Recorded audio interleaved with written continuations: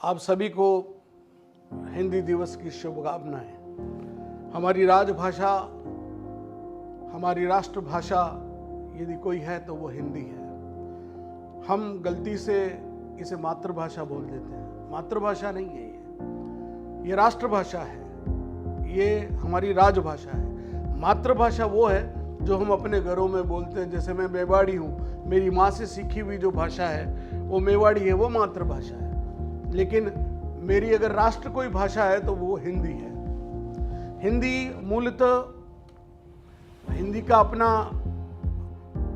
अपनी लिपि नहीं है। ये देव भाषा संस्कृत का आसान स्वरूप है जो हम सब आज उस देवनागरिकी के माध्यम से हम हिंदी बोल पाते हैं। हिंदी का इतिहास कोई बहुत पुराना है, 3500 साल से भी पहले का पुराना इतिहास है। लिखित हिंदी का जो इतिहास है उसमें बहुत सी बातें देखने को मिलती है, लेकिन उसका इतिहास भी हमारे मेवाड़ से जुड़ा हुआ है। जब पहली किताब मेवाड़ में खुमान रासो लिखी गई थी चित्तौड़ के कीर्ति के संदर्भ में, तो खुमान रासो हिंदी में लिखी गई थी। तो हिंदी का इतिहास भी मेवाड़ से इस तरह जुड़ा हुआ है। हिंदी भाषा, आज मुझे बहुत अफसोस है कि आज सारी दुनिया के लोग अपनी भाषा पर गर्व महसूस करते हैं। चाइनीज़ बोलते हैं, फ्रांस के लोग फ्रेंच बोलते हैं, ब्रिटेन के लोग जरूर उनकी भाषा अंग्रेजी बोलते हैं, लेकिन हम हिंदुस्तानी अंग्रेजी बोलने में गर्व की अनुभूति करते हैं। और जिसको अंग्रेजी नहीं आती उसको सोचते हैं कि वो दोयम दर्जे का व्यक्ति है। आज दुर्भाग्य से बड़े बड़े फिल्म स्टार पता नहीं हिंदी फिल्म में काम करते हैं और वो अंग्रेजी में बोलते हैं, I am sorry my Hindi is little bit poor. What nonsense you are talking. तुम हिंदी फिल्म में काम कर रहे हो और तुम ये इस तरह की घटिया बात कर रहे हो, तुम्हें शर्म आनी चाहिए। हिंदी पर गर्व की अनुभूति होनी चाहिए। हिंदी सारी दुनिया में, अब तो केवल मॉरिशस, पाकिस्तान या बांग्लादेश या सुमात्रा, जावा, थाईलैंड, म्यांमार और यहाँ तक नहीं, उससे आगे पहुंच चुकी है। आपको जानकर आश्चर्य होगा कि दुनिया के 200 से अधिक विश्वविद्यालयों में, 147 तो रजिस्टर्ड है, 200 से अधिक विश्वविद्यालयों में हिंदी पढ़ाई जाती है। अकेले अमेरिका में 47 ऐसे विश्वविद्यालय हैं जहां पर हिंदी की पढ़ाई होती है। हिंदी साहित्य की सेवा करने वालों में यदि हम तुलसीदास से उस बात की शुरू करते हैं तो वो तो वो महाकवि नहीं, वो तो महापुरुष के से ऊपर है।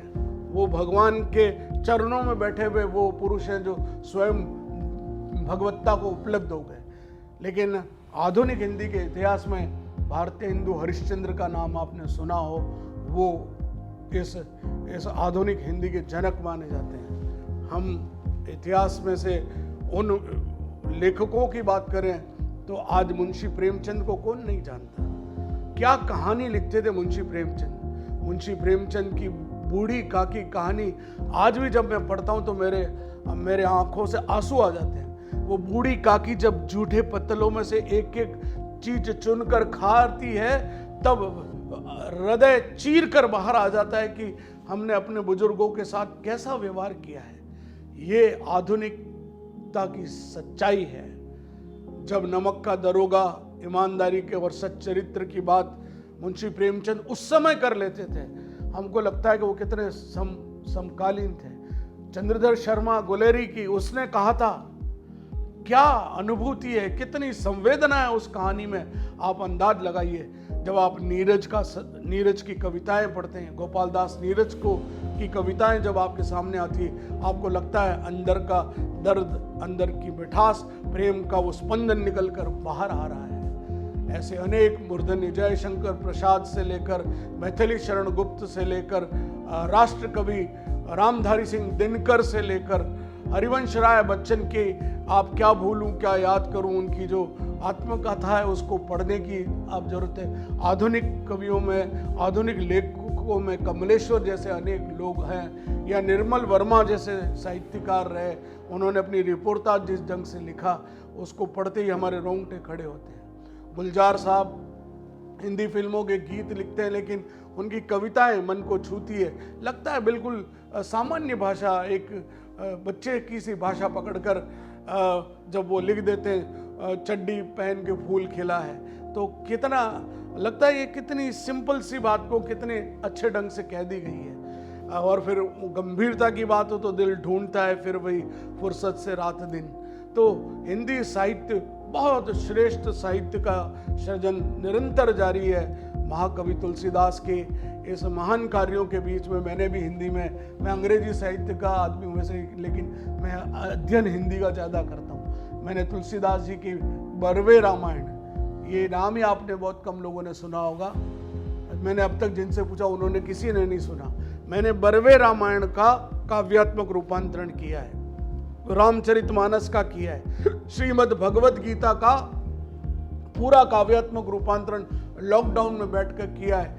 हिंदी श्रेष्ठ भाषा है नहीं, हिंदी सर्वश्रेष्ठ भाषा है। इस क्रम में मैं आपको एक बात बताना चाहता हूँ। अभी गत दिनों नीरज चोपड़ा का इंटरव्यू चल रहा था, जब वो ओलंपिक में गोल्ड मेडल जीत कर आए तो एक पत्रकार ने उनसे अंग्रेजी में प्रश्न पूछा, तो वो उन्होंने बिल्कुल ठेठ हरियाणी अंदाज में कहा, तने भाई हिंदी नहीं आवे के?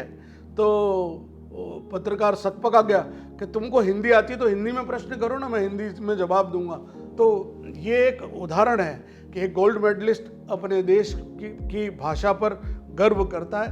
आज हम जब कभी मदर इंडिया, उपकार या मुगले आजम या आधुनिक फिल्मों में देखें तो शोले जैसी फिल्में अगर आप देखें तो उनमें किस तरह के डायलॉग लिखे हुए थे जो दिल को छू जाते थे।